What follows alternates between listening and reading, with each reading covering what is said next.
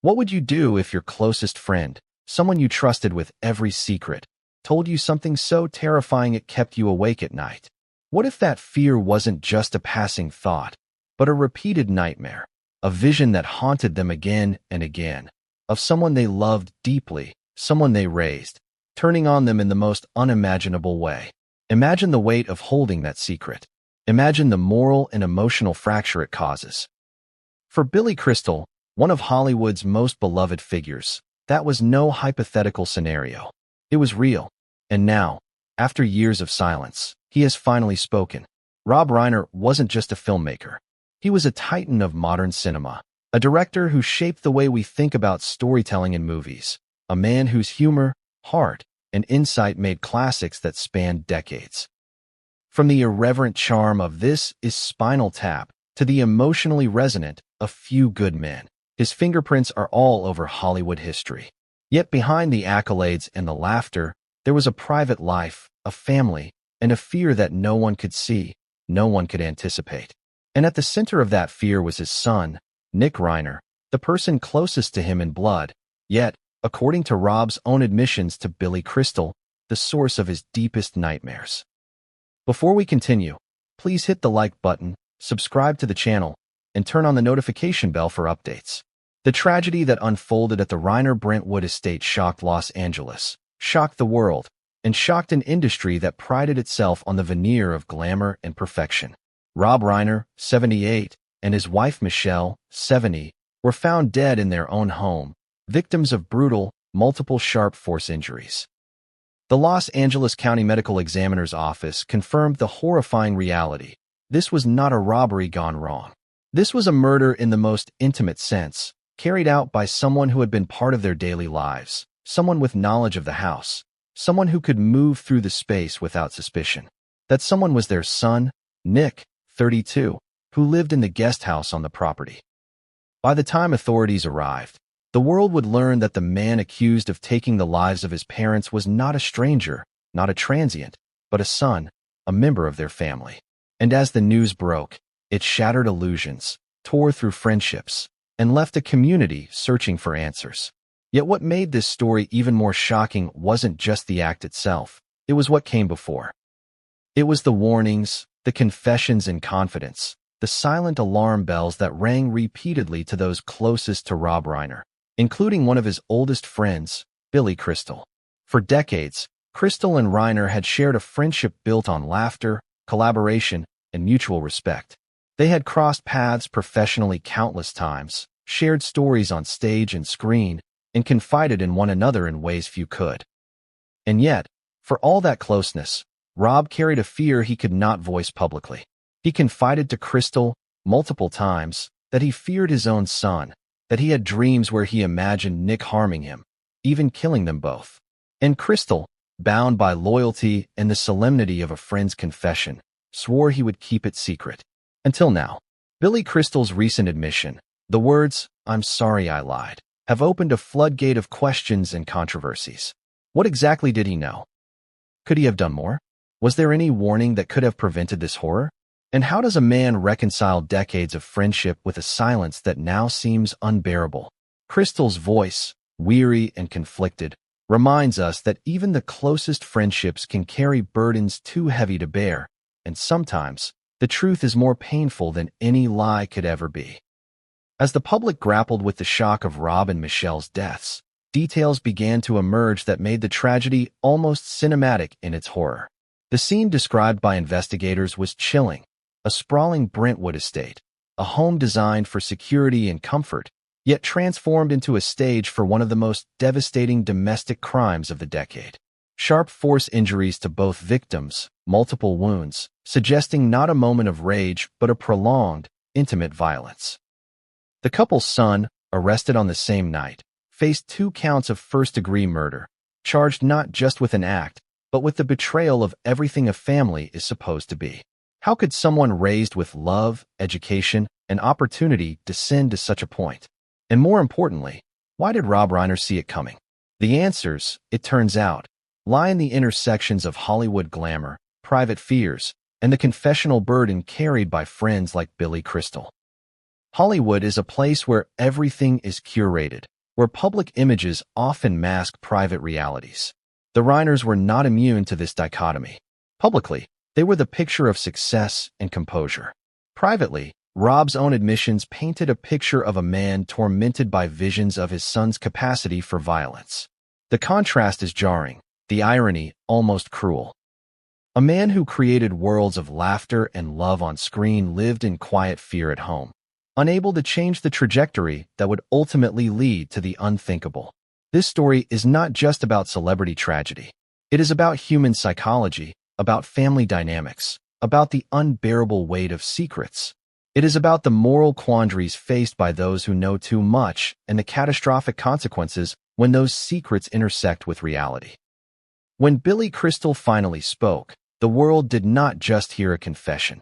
It heard the echoes of Rob Reiner's private torment, the warning signs that went unheeded, and the complex emotions of guilt, loyalty, and grief that follow a catastrophe like this. It forces us to ask uncomfortable questions. What would we do if we knew a friend or loved one might be in danger? How much responsibility lies in the act of keeping a secret, even for decades? And yet, even as we reflect on this, the story continues to unfold. Investigators are sifting through evidence, piecing together timelines, and exploring motives. Legal experts weigh in on the ramifications, while psychologists analyze the family dynamics that may have contributed to the tragedy. Meanwhile, the public remains captivated, torn between empathy, outrage, and the irresistible pull of understanding what went wrong in the Reiner household. It is a narrative that straddles the line between true crime, psychological thriller, and Hollywood exposé. A story so intricate, so painful, that every detail matters. As we begin this journey into the events that led up to that fateful day, it is essential to remember the human element at the heart of it. Rob and Michelle were not just public figures. They were parents, friends, and individuals with hopes, fears, and dreams. Billy Crystal was not just a celebrity friend. He was a confidant caught between loyalty and the harsh reality of a nightmare that came true. And Nick Reiner, whose life and choices now dominate headlines, represents the most complex and tragic figure of all, a son whose relationship with his parents ended in the most devastating way imaginable. By the end of this video, you will have a detailed, emotionally charged understanding of the Reiner tragedy, the hidden truths that only a friend like Billy Crystal could reveal, and the shocking human elements that make this story resonate far beyond Hollywood. You will hear about fears whispered in confidence, secrets held for decades, and the haunting visions that were tragically ignored. But even now, as we set the stage, one question remains. How could a family, so seemingly close, reach a point where trust, love, and loyalty could unravel into such a nightmare? The answer lies just ahead, and it is far more unsettling than you could imagine. What does it mean to live a life where almost everyone knows your name, yet few truly know your heart? For Rob Reiner, that question was more than philosophical. It was the reality he navigated for decades. To the public, he was the director who brought laughter, tears, and unforgettable lines to the big screen.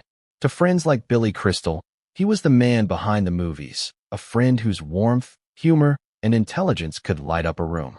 But beneath the accolades, the awards, and the laughter, there existed a private man whose life was far more complex, layered, and ultimately tragic than anyone could imagine. Rob Reiner's career is one of Hollywood royalty.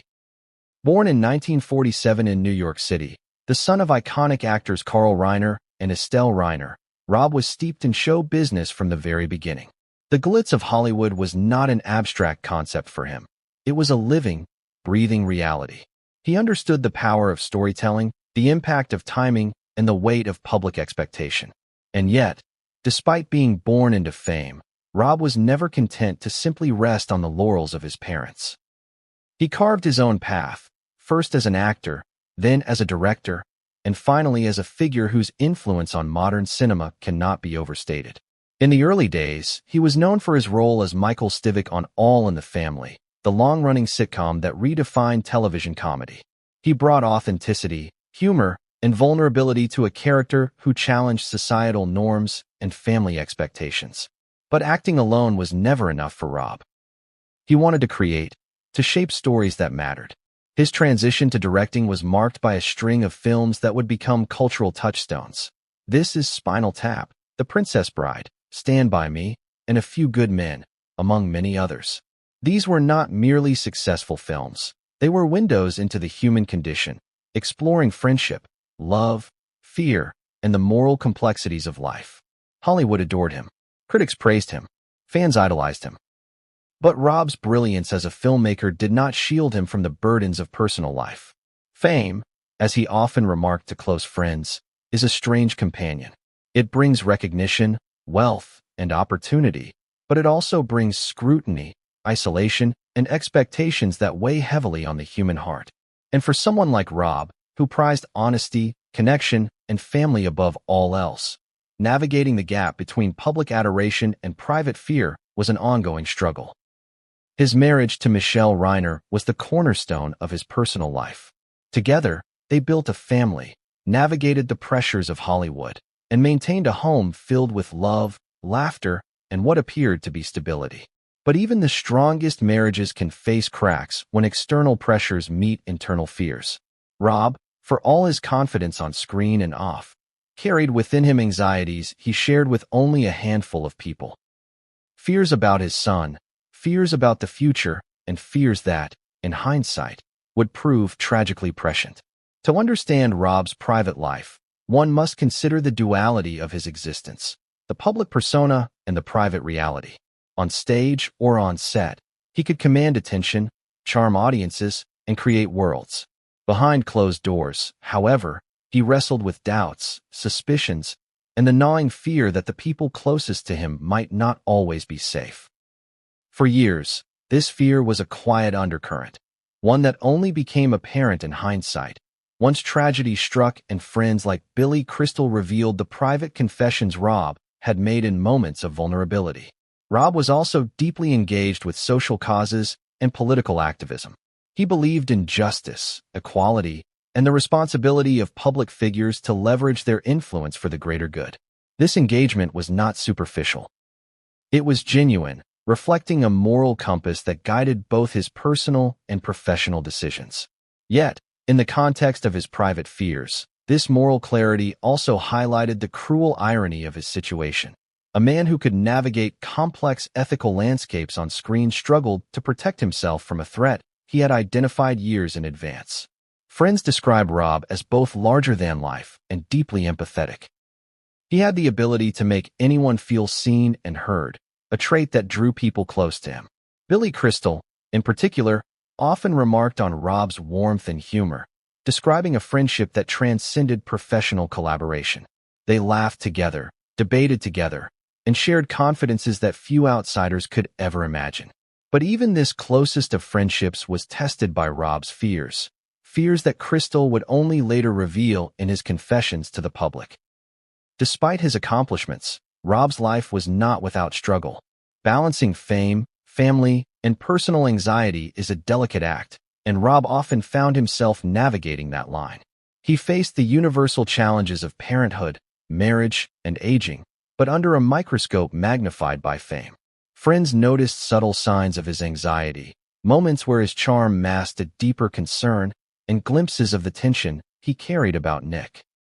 These signs, in retrospect, were harbingers of the tragedy to come, small signals of a storm no one could fully comprehend until it broke. His creative genius also had a cost. Directing is an all-consuming endeavor, one that requires focus, patience, and emotional investment. Rob's films often explored themes of fear, morality, and the darker sides of human nature, perhaps a reflection of his own preoccupations with the world and the people around him. Could these artistic obsessions have been an unconscious preparation for the horrors he would later face? Could the stories he told on screen mirror the fears he whispered in confidence to a trusted friend? And yet, for all his success, Rob remained human, vulnerable, and flawed. He made mistakes, navigated family conflicts, and wrestled with concerns any parent would understand. His fear of Nick, however, was different. Deeply personal, psychologically complex, and rooted in patterns and behaviors that only someone as close as Billy Crystal might fully appreciate. Rob did not speak of these fears publicly. He confided them in whispers, late-night phone calls, and quiet moments with a friend who had become a keeper of secrets. What made Rob Reiner extraordinary was not just his ability to craft stories, but his ability to love, to care, and to foresee danger in ways that went unnoticed by almost everyone else. This combination of insight and vulnerability created a paradox. A man capable of immense clarity in his professional life, yet tragically powerless to prevent the personal catastrophe that awaited him. Friends and colleagues could see the brilliance, the charm, and the humor, but they could not see the private shadows where fear and anxiety lived. As the world mourned his passing, the full scope of Rob's life became clear. Not just the films, the awards, or the celebrity status, but the human story, the father, the husband, the friend, and the man who carried a secret fear he could not entirely resolve. His legacy, it turns out, is not only the laughter and emotion he brought to audiences, but also the cautionary tale of hidden fears, unspoken warnings, and the complexities of trust within a family. By the end of this chapter, we begin to see the contours of a life filled with brilliance and shadow, success and anxiety, love and fear. Rob Reiner's story is a reminder that even the most extraordinary lives are not immune to tragedy, and that sometimes, the very people we trust the most can be the source of our deepest fears. When the world thinks of Rob Reiner, it often conjures images of cinematic genius, quick wit, and an infectious charm. But behind every great man, as the saying goes, is someone who grounds him, challenges him, and loves him unconditionally. For Rob Reiner, that person was Michelle. She wasn't merely a supportive spouse standing in the shadows of a Hollywood career. She was a force in her own right, a woman whose life, love, and influence were deeply woven into the fabric of the Reiner family story. To understand the tragedy that struck the Reiners, we must first understand Michelle. Not just as a wife or mother, but as a person whose presence shaped and sustained a world-famous figure while also navigating the complexities of her own life. Michelle Reiner, born into her own family with roots that emphasized resilience, intellect, and creativity, carried a blend of elegance, compassion, and practicality that complemented Rob's larger-than-life personality. She was not content to be a passive observer in a whirlwind of Hollywood ambition. She had her own voice, her own ideas, and her own capacity to influence the people around her. Friends often described her as warm, perceptive, and fiercely loyal, a woman who could calm Rob in moments of tension, challenge him when necessary, and offer insights that only a spouse with intimate knowledge of his mind could provide. Their love story was, in many ways, emblematic of the balance they brought to each other's lives. Rob, with his drive, humor, and occasional volatility, found in Michelle a partner who understood him, grounded him, and offered a perspective he could trust implicitly. Michelle, in turn, thrived in a world that was often dominated by external expectations, celebrity scrutiny, and the pressures of maintaining appearances. Together, they created a household that was both vibrant and secure, a space where laughter, conversation, and familial bonds flourished, at least on the surface. To the outside world, the Reiners' marriage appeared enviably stable. Hollywood insiders often spoke of Michelle with admiration, noting her quiet strength and unwavering presence beside Rob at premieres, industry events, and charitable functions. She had a grace that could diffuse tension, a kindness that drew people in, and a sharp intelligence that earned the respect of anyone who engaged with her seriously. Yet, like anyone, she navigated her own challenges. Balancing the public and private demands of family life, managing the complexities of her son Nick's upbringing, and supporting a husband whose career and personal anxieties often demanded attention. Motherhood, as Michelle knew, was a complex endeavor, particularly under the glaring lens of fame.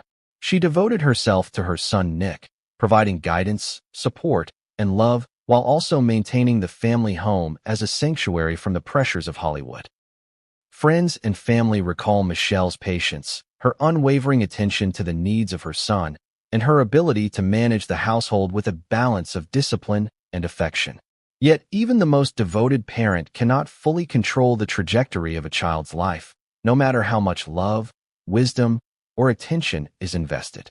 It was this intricate balance between love and limits, support and guidance, that formed the unseen dynamics of the Reiner household. Michelle's role was not simply to manage the home. It was to nurture, to observe, and to act as a stabilizing force amid the unpredictable currents of life in the public eye. She was, in essence, both a shield and a compass for Rob and for Nick, attempting to maintain equilibrium in a household that was under immense pressure from external scrutiny, professional demands, and, ultimately, internal tensions. Friends and colleagues often spoke of Michelle's intuitive understanding of people. She had a gift for perceiving subtle emotional shifts, for reading intentions that were unspoken, and for guiding conversations and decisions in ways that minimized conflict and maximized harmony. In many ways, this made her the perfect complement to Rob's larger-than-life personality. Where Rob brought energy, creativity, and insight, Michelle brought empathy, perspective, and careful discernment. Together, they formed a partnership that was admired, respected, and envied. Yet even the most carefully balanced lives can be disrupted by forces beyond one's control. In the case of the Reiners, that disruption came in the form of unanticipated tension, fear, and conflict surrounding their son Nick. While Michelle devoted herself to nurturing and guiding him, Rob's private fears, confided in Billy Crystal, hinted at a strain that even her perceptiveness could not fully mitigate. Michelle's own insights and instincts about family dynamics, while not publicly documented in detail, suggest a woman who understood the precarious balance of safety, trust, and love that underpins any parent-child relationship. The tragedy that ultimately struck the Reiners household was not merely a failure of circumstance. It was a collision of fear, secrecy, and the limits of parental influence. In addition to her role as a wife and mother, Michelle was deeply engaged with charitable causes, social endeavors, and community support. She shared Rob's commitment to using their influence for good, often quietly contributing to initiatives that improved lives and supported those in need. Her compassion extended beyond her immediate family, reflecting a moral and emotional intelligence that complemented Rob's creative genius. Yet, it is precisely this depth of empathy and engagement that makes the tragedy of her death so harrowing. A woman who dedicated her life to nurturing, guiding, and protecting others was unable to protect herself from the ultimate betrayal. As we explore Michelle's life, it becomes increasingly clear that the Reiners story is not simply a tale of Hollywood fame and familial tragedy. It is a human story about love, loyalty, and the unforeseen consequences of fear and secrecy. Michelle's presence in the household was both a stabilizing and grounding force, but even her insight, patience, and love could not alter the trajectory set by forces beyond her control. To understand the Reiner tragedy fully, one must consider Michelle not just as a victim, but as an active participant in the family dynamics that shaped events. Her influence on Rob, her guidance for Nick, and her commitment to the family home created a foundation of love that made the events of the fateful night all the more tragic. She was the heart of the home, the voice of reason, and the person who tied together the intricate emotional web that defined the family. And yet, as with any complex narrative, there were hidden tensions. Small disagreements, private anxieties, and subtle frictions often go unnoticed by outsiders, yet they form the texture of family life. Michelle's interactions with Rob, Nick, and their broader social circle were shaped by love, yes, but also by awareness of the fragility of that love when challenged by fear or secrecy. Her wisdom, care, and vigilance were constants, but even constants can be overwhelmed. By the end of this chapter, we see Michelle Reiner as more than a supporting figure. She was a woman of intelligence, empathy, and strength, someone who shaped the lives of those around her, protected her family as best she could, and maintained the balance of a complex household under intense public scrutiny. Understanding her life, her perspective, and her influence is essential to grasping the full magnitude of the tragedy that unfolded, for it was within this seemingly stable home that the seeds of fear, secrecy, and ultimately catastrophe were quietly taking root. From the outside, the Reiner estate in Brentwood looked like a slice of perfection. Manicured lawns, tall gates, and the kind of privacy Hollywood stars crave. To anyone driving by, it was the quintessential image of success, a sprawling mansion, understated elegance, and the aura of a family comfortably ensconced in wealth and stability. But appearances, as often in life, can be deceiving. Behind the gates, behind the polished walls, and the perfectly curated garden, there existed a private world where fear, tension, and secrecy were quietly shaping the family's reality. The Reiner household was built not just for comfort, but for sanctuary. Rob and Michelle had worked hard to create a space where family could thrive away from the glare of Hollywood attention. Nick, their only child, lived in the guest house on the property, a structure separate from the main home, yet close enough to maintain the daily rhythms of family life. This arrangement seemed ideal: privacy for Nick, security and normalcy for Rob and Michelle. Yet, it was within this structure that small fissures began to form, cracks that would ultimately grow into a chasm of tragedy. Friends and acquaintances who visited the home often remarked on its welcoming atmosphere. Michelle's influence was palpable. There was warmth, order, and a sense of care in every detail. Rob's personality infused the space as well, with humor, creativity, and the energy of someone who had spent decades shaping stories for the public. At face value, the Reiner household embodied the ideal of a harmonious, high-functioning family. But those who knew the family more intimately sensed a different reality. One that involved tension beneath the surface, unspoken anxieties, and the quiet presence of fear that no one outside the walls could see. Nick Reiner's life within the estate was one of both proximity and distance. Living in the guest house provided him autonomy and independence, but it also positioned him physically apart from his parents' oversight. For a family navigating both fame and personal challenges, this arrangement may have seemed sensible. Yet, according to confessions later revealed by Billy Crystal, it was within the framework of this household that Rob privately feared his son's capacity for violence. Rob's concerns were not casual thoughts. They were persistent, recurring visions he shared in confidence, dreams of harm, fear for his own life, and the haunting image of a son who might turn against him and Michelle. The house itself was a study in contrasts, mirroring the duality of the family's public and private life. In public or in social gatherings, rooms were filled with laughter, polished decor, and the outward appearance of calm. In private, however, the family dynamics were complex, with underlying currents of tension that few could detect.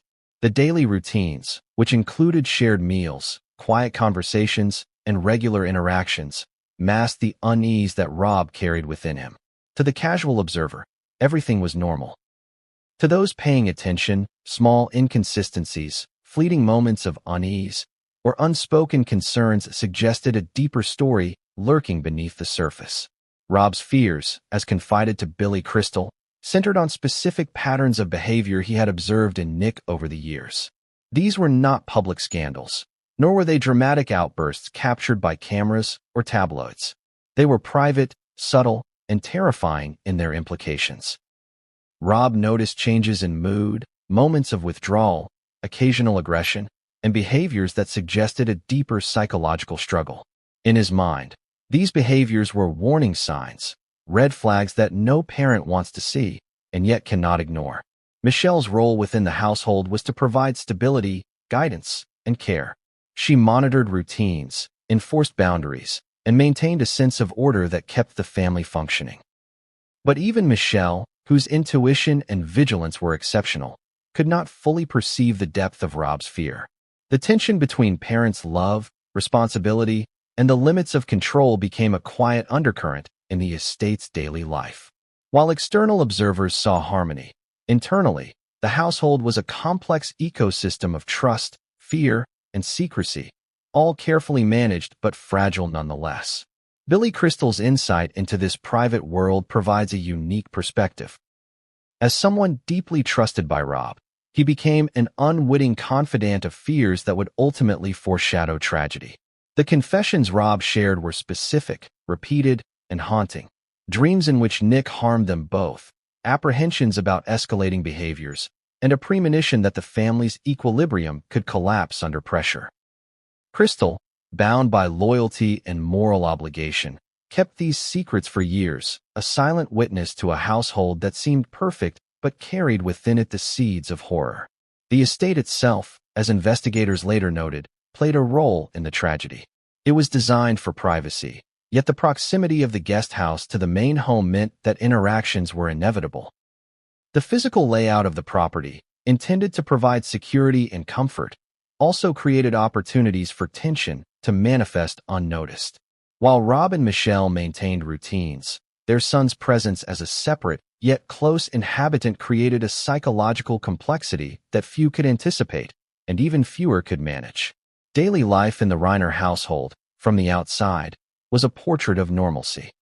Family dinners, weekend rituals, social gatherings, and interactions with friends all contributed to the perception of stability. Yet the dissonance between perception and reality became increasingly significant in hindsight.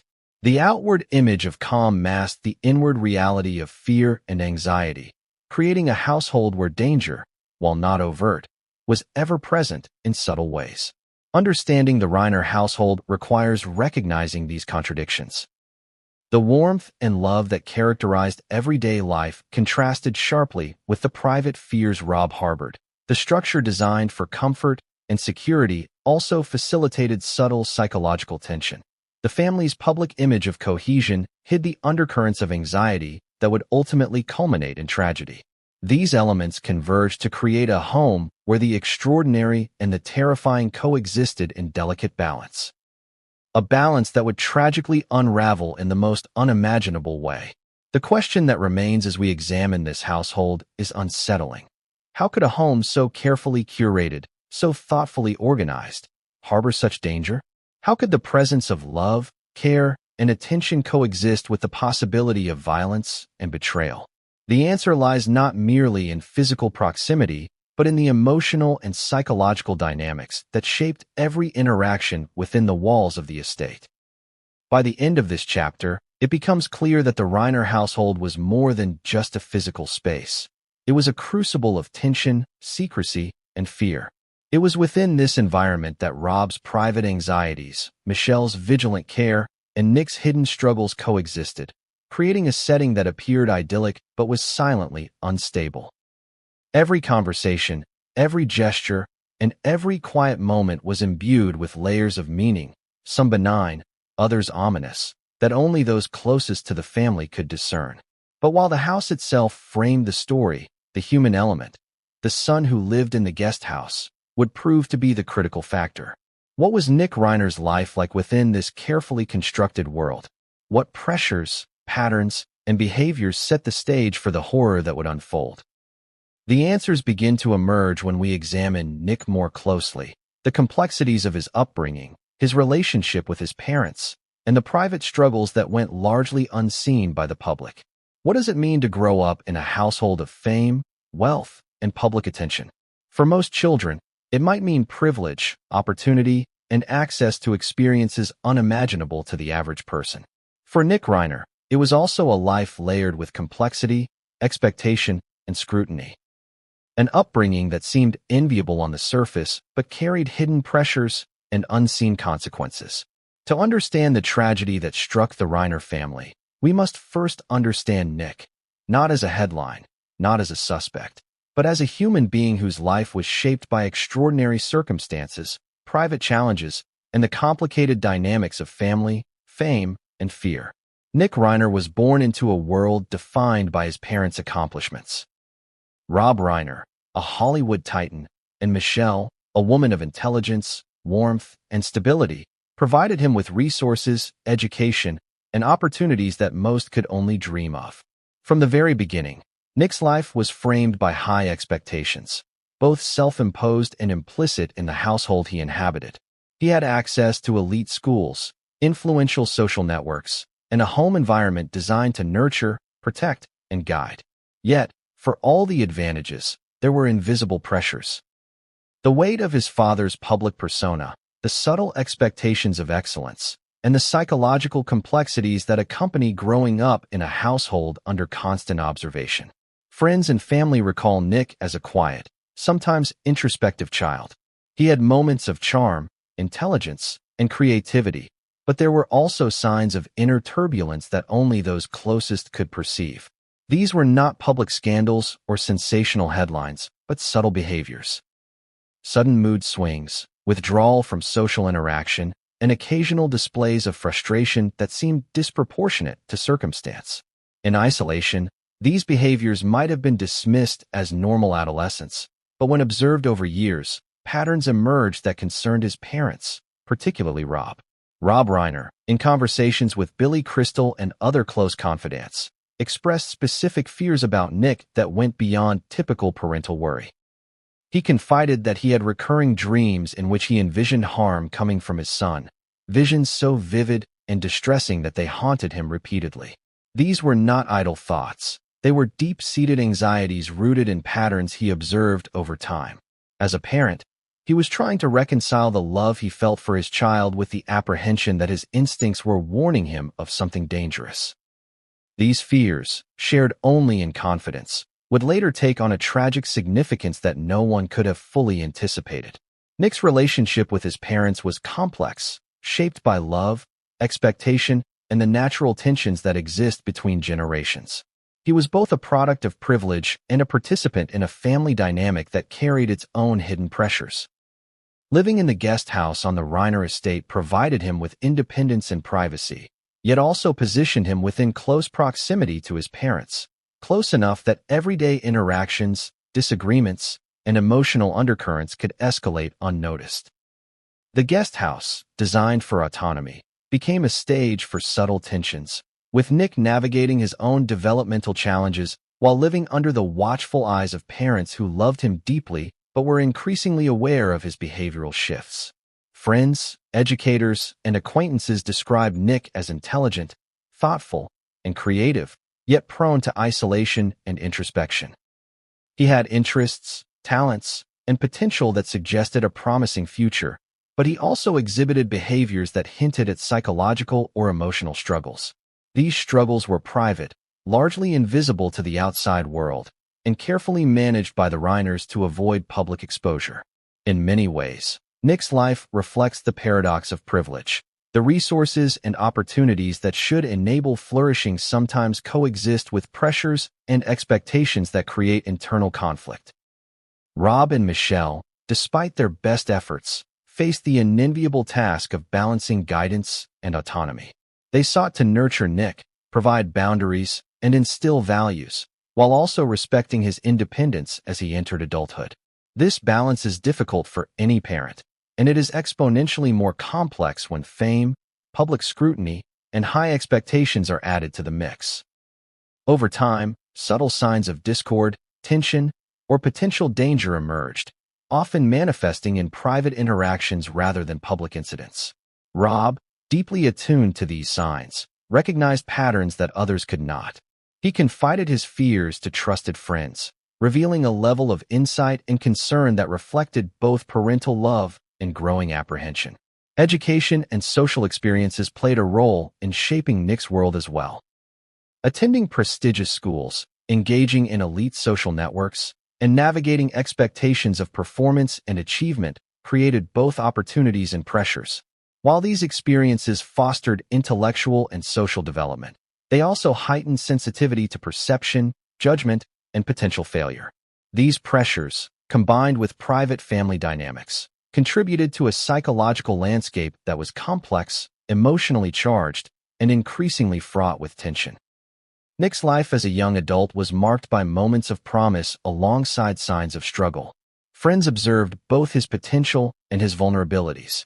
He could be charming, articulate, and engaging, yet also withdrawn, moody, or volatile. These contradictions, often invisible to outsiders, reflected the complicated interplay of upbringing, personality, and the pressures of living within a household defined by extraordinary circumstances. Rob and Michelle's parenting, while loving and conscientious, could not fully mitigate these factors, and over time, the undercurrents of tension became more pronounced. As Nick entered adulthood, his interactions with his parents were increasingly shaped by patterns of fear and expectation. Rob's private confessions to Billy Crystal revealed an escalating concern, dreams of harm, repeated anxieties, and a fear that the delicate balance of family life could fracture at any moment. Michelle, ever perceptive, managed the household with vigilance and care, attempting to mediate tensions and maintain stability. Yet, despite her efforts, the private anxieties that Rob carried, and that Nick may have sensed or internalized, set the stage for the catastrophic events that would later unfold. In examining Nick Reiner's life, it becomes clear that his upbringing, personality, and environment intersected in ways both ordinary and extraordinary. The combination of privilege, expectation, parental vigilance, and psychological complexity created a scenario in which small tensions could grow into profound consequences. It is a portrait of a life less ordinary, not merely because of fame or wealth, but because of the unique pressures, patterns, and relational dynamics that define the Reiner household. By the end of this chapter, the contours of a tragic inevitability begin to emerge. Nick was not simply a son, nor a suspect. He was a young man shaped by circumstances, relationships, and unspoken fears, a life that contained both promise and peril. The private dynamics between him and his parents, particularly Rob's fears and Michelle's vigilance, created an emotional ecosystem that, while carefully maintained, was inherently fragile. And while we understand Nick's background, upbringing, and the household pressures that influenced him, the question remains. What was the fateful day like from the perspective of the people who would discover the horror? What events unfolded in the hours leading up to the tragedy? The answers begin with the discovery of Rob and Michelle, a moment that would shock Hollywood and the world alike. Sunday, in Brentwood, Los Angeles, a neighborhood known for its leafy streets, privacy, and the quiet rhythm of celebrity life, would forever be marked by a darkness no one could have imagined. To the casual observer, it was just another sunny California morning, the kind where joggers run past manicured lawns, dogs bark faintly in the distance, and the scent of fresh coffee drifts through open windows. But within the walls of the Reiner estate, something had gone terribly wrong, a horror that would shatter not just a family. Rob Reiner and his wife Michelle, icons in their own right, were expected to spend the day together, a typical Sunday at home after a week of work, obligations, and social engagements. Rob, at 78, had slowed in some ways, though his mind remained sharp, and his presence in Hollywood circles continued to command respect. Michelle, 70, maintained her usual routines, managing the household, tending to family matters, and offering guidance where necessary. Their son Nick, 32, lived in the guest house on the estate, providing a measure of independence that seemed ordinary but would prove critical in the tragic sequence of events. The day began, outwardly, with normalcy. Friends reported that the Reiners had plans for brunch later in the afternoon, and neighborhood witnesses noted nothing unusual as cars moved in and out of the estate. The staff, few in number but loyal and attentive, carried out their tasks without concern. From the outside, everything seemed peaceful. Yet within the home, an unthinkable act had already taken place, a violent rupture that would transform the house from sanctuary to crime scene. Authorities were alerted later that evening after someone. Initial reports suggest a neighbor or staff member noticed a lack of response from the family and contacted law enforcement. The response was swift, though nothing could erase the shock that awaited them. When deputies and emergency personnel arrived, they found a scene that no preparation, no experience, could fully mitigate. Rob and Michelle Reiner had been fatally stabbed, victims of multiple sharp force injuries. The violence was intimate, personal, and devastating in its intensity, a scene that reflected not random chaos, but targeted and deliberate action. The Los Angeles County Medical Examiner's Office would later confirm that both victims suffered multiple sharp force injuries, establishing that this was not a simple act of domestic dispute gone wrong. The forensic analysis painted a grim picture: sustained aggression, precision in attack, and evidence that suggested an awareness of the victim's routines and vulnerabilities. In other words, the perpetrator knew exactly what they were doing, where to strike, and how to act with terrifying familiarity. It was a reality that would later reinforce the haunting truth: the person responsible was someone intimately connected to the victims. As news of the murders broke, the public reacted with shock, disbelief, and horror. Headlines flashed across media outlets. Hollywood tragedy. Rob and Michelle Reiner found dead. Social media erupted with speculation, grief, and outrage. Friends, colleagues, and fans expressed profound sadness, struggling to reconcile the image of the charismatic director and his elegant wife with the brutality of their deaths. The idea that such violence could occur in a home seemingly insulated by wealth, security, and careful planning was almost too much to comprehend. Early reports confirmed that Nick Reiner, the couple's son, was arrested later that night. Charged with 2 counts of first-degree murder, he became both the suspect and the focus of intense public scrutiny. Questions immediately arose: motive, mental state, prior warning signs, and the family dynamics that may have led to this catastrophe. Investigators faced the daunting task of unraveling a complex situation that blended privilege, secrecy, and psychological intricacy. Forensic teams combed the estate, collecting evidence that would help establish timelines, reconstruct events, and understand the interplay between family members leading up to the tragedy. Even in these initial hours, the story took on layers of complexity. Reports indicated that Rob had confided fears about Nick in the past, confessions that were known to a close circle of friends, including Billy Crystal. These admissions, once kept secret, now became central to public speculation. Could the tragedy have been anticipated? Were there warning signs that could have prevented it? The narrative was no longer simply about a shocking crime. It became a story about foresight, secrecy, and the moral dilemmas inherent in knowledge of potential danger. As investigators began their work, the estate was transformed from a family home into a crime scene. Every room, every hallway, every corner became a site of forensic inquiry. Photographs, evidence markers, and police notes documented the horrific reality of the event. The guest house, where Nick lived, was thoroughly examined, as authorities sought to understand the interactions, movements, and possible motivations of the son. Each detail, from the placement of objects to signs of struggle, contributed to a narrative that was slowly, painstakingly being reconstructed. For the public, the combination of Hollywood fame and domestic horror created a media frenzy.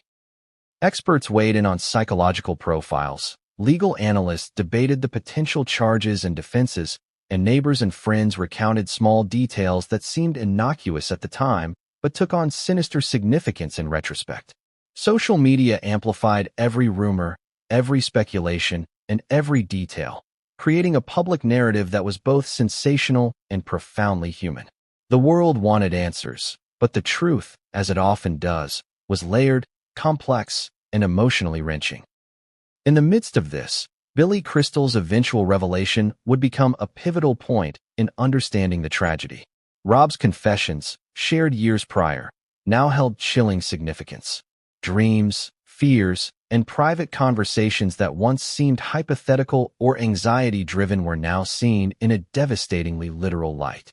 The moral and emotional weight of this knowledge, held by a friend for years, added another layer of tragedy to an already unbearable situation. A life lived in fear of the unimaginable, a friend silenced by loyalty, and a family destroyed by forces that had been foreshadowed but ultimately unavoidable. By the end of the fateful day, the Reiner household had changed forever. What was once a place of love, laughter, and routine had become a symbol of horror, betrayal, and grief. The physical space, the manicured gardens, the polished rooms, the familiar objects remained, but the essence of the home, the sense of safety and stability, was irrevocably shattered. The community, the public, and the world of Hollywood were left grappling with a reality that seemed inconceivable just hours earlier. As we move forward in this story, the focus shifts from the discovery itself to the forensic and investigative details that would shed light on how such a tragedy occurred. The sharp force injuries, the positioning of the bodies, and the collection of evidence all provide crucial insights into the events of that day. Understanding these details is key to grasping not only the mechanics of the crime, but also the human behaviors, choices, and relationships that culminated in one of Hollywood's most shocking domestic tragedies. But what exactly did the medical examiner uncover? What patterns did investigators notice that would point directly to the person responsible? And what secrets, long held in confidence by friends like Billy Crystal, would suddenly take on the weight of truth in the public eye. The answers lie in the forensic details, the patterns of behavior, and the confessions that were about to emerge, reshaping the narrative in ways no one could have anticipated. The scene that greeted investigators at the Reiner estate was nothing short of horrifying. Rob and Michelle Reiner, two people whose lives had been defined by creativity, laughter, and love, were found with multiple sharp force injuries. To the trained eye of the forensic team, the scene was more than shocking. It was a study in method, intent, and the devastating intimacy of domestic violence. This chapter delves into the forensic reality of that day, providing insight into what the evidence revealed, how investigators pieced together the timeline, and what it all suggested about the person responsible. Sharp force injuries are among the most telling indicators in violent crimes. Unlike blunt force trauma, which can be chaotic and variable, sharp force injuries, stabs, cuts, and slashes, often reveal precision, intent, and sometimes even psychological insight into the perpetrator. Multiple wounds, in particular, suggest prolonged aggression, personal knowledge of the victims, and a willingness to continue inflicting harm beyond what might be immediately necessary to achieve death. In Rob and Michelle's case, the injuries were not only numerous but strategically inflicted, indicating both familiarity with the victim's movements and a chilling determination. The medical examiner's preliminary report confirmed that Rob, at 78, and Michelle, at 70, had suffered multiple wounds consistent with sharp force trauma. Each wound was meticulously documented. Angles of entry, depth, and location all provided clues to the sequence of events. Forensic analysis suggested that the attacks were deliberate, not impulsive, and targeted to vital areas. This level of detail was crucial to understanding both the mechanics of the crime and the mindset of the perpetrator. Investigators were confronted with a reality far more intimate and violent than a simple argument or fleeting rage could explain. Experts reviewing the scene emphasized the psychological implications of multiple sharp force injuries. They often suggest a mix of anger, emotional conflict, and personal familiarity. This wasn't a crime of opportunity or random violence. It was a deeply personal act, one executed by someone who knew the victims well enough to maintain access, awareness of routines, and control over the scene. In other words, the forensic evidence aligned with the terrifying hypothesis that the perpetrator was someone inside the household, or at least intimately connected to the family. Every detail mattered. The pattern of wounds, the distribution across the body, and even the sequence of attacks offered investigators critical insights. Sharp force injuries to specific areas suggested dominance, rage, and intent to control or punish. Defensive wounds on the hands or arms, if present, could indicate attempts to protect oneself, while the absence of such marks might suggest the victims were caught off guard, perhaps lured or restrained in ways that minimized resistance. In Rob and Michelle's case, forensic teams noted a combination of defensive and fatal wounds, painting a horrifying picture of the final moments of their lives. Investigators also examined the tools used in the attack. Sharp force instruments, knives, blades, or other cutting tools, leave distinctive marks, grooves, and entry patterns. Matching these to potential weapons found on the property or in the suspect's possession is a standard procedure. In this case, the items used were likely sourced from the home itself, underscoring both the accessibility of the perpetrator and the premeditated nature of the act. It was an act executed not in haste, but with intimate knowledge of the environment. Beyond the physical evidence, the forensic team considered the psychological implications.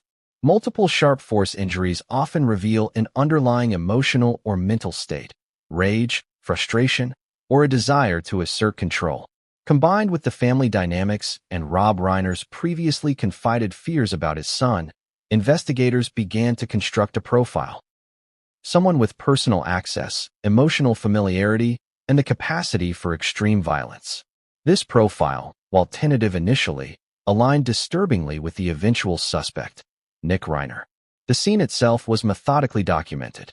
Photographs captured every detail, notes recorded every nuance, and forensic markers indicated wound locations, blood spatter patterns, and possible sequences of events. Each piece of evidence would later be crucial in court proceedings, legal deliberations, and media reporting. Forensic investigators were tasked with translating the chaos of the scene into a coherent narrative, one that would help explain not just what happened, but why and by whom. For friends and family, the revelation of multiple sharp force injuries was particularly devastating. It was not simply the loss of Rob and Michelle, it was the manner in which they died. Violent, personal, and sustained, the injuries indicated not just murder but betrayal of the deepest kind. This understanding intensified the grief and shock, turning public sympathy into an intimate horror for those who knew the family. The human dimension of the forensic reality was as important as the scientific. Each wound symbolized trust broken, love betrayed, and fear realized. Billy Crystal's eventual confession about what Rob had told him years earlier takes on a stark new significance in light of the forensic findings. Rob had warned that he feared Nick, had recounted dreams in which he and Michelle were harmed, and expressed private anxieties that, in retrospect, were tragically predictive. The alignment of Rob's fears with the physical evidence uncovered by forensic teams is chilling. It is a rare, almost uncanny instance where private premonitions intersect with empirical reality in the most horrifying way imaginable. By the end of this chapter, it is clear that the forensic evidence provides more than a technical description of the crime. It offers insight into the psychology of the perpetrator, the sequence of events, and the intimate betrayal inherent in the act. Rob and Michelle Reiner were not victims of random violence. They were victims of someone who knew them intimately, who had access, and who acted with knowledge, intent, and devastating precision. The forensic nightmare is both scientific and human, providing a window into the horror that unfolded in the Reiner household.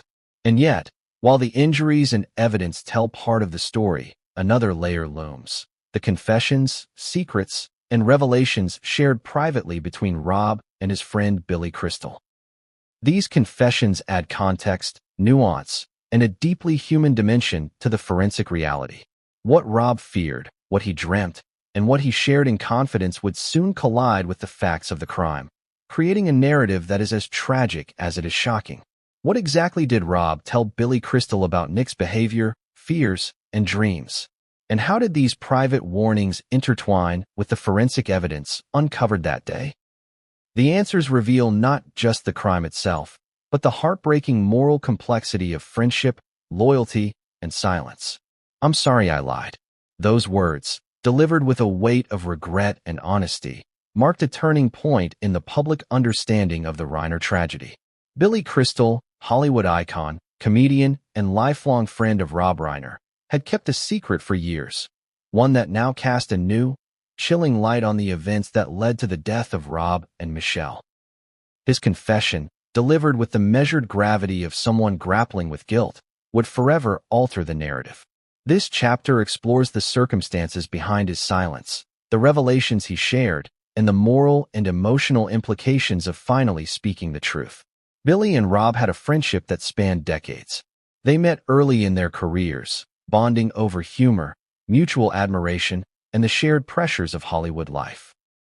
Over the years, their friendship deepened into something few could understand, a bond of trust, vulnerability, and the kind of intimacy that allows for confessions few others would ever hear.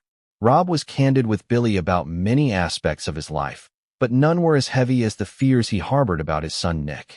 According to Crystal, Rob had repeatedly told him that he feared for his life and Michelle's. He described dreams in which Nick harmed them both. Dreams so vivid that they haunted him for years.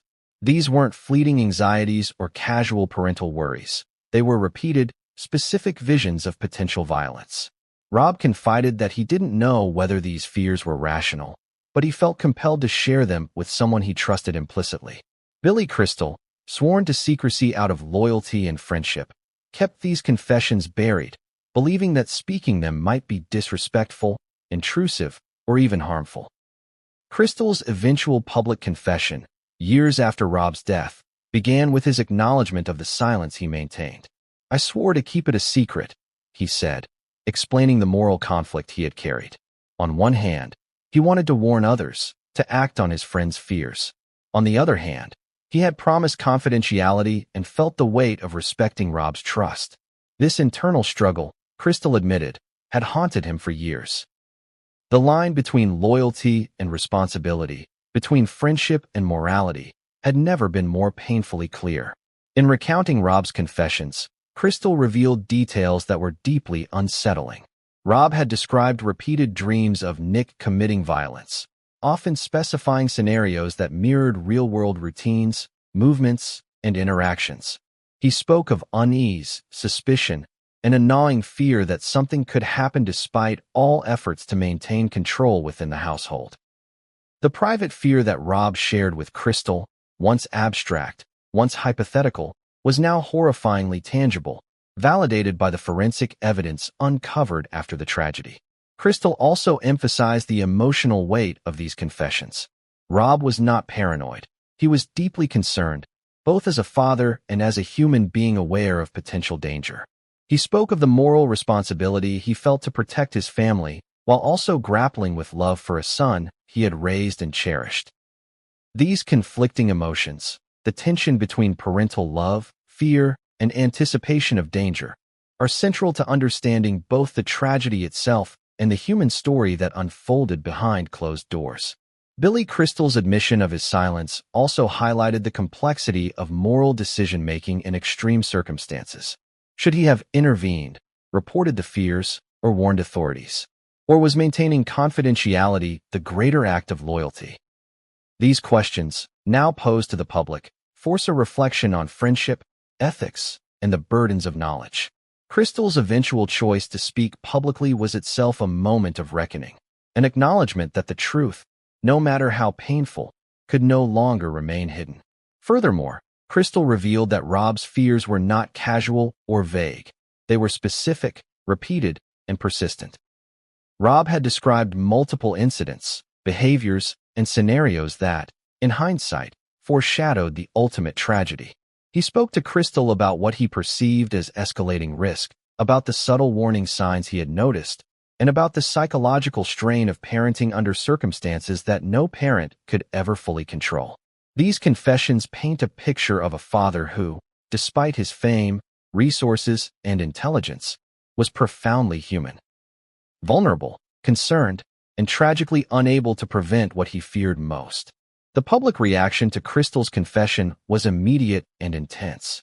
Some criticized him for maintaining silence. Others empathized, recognizing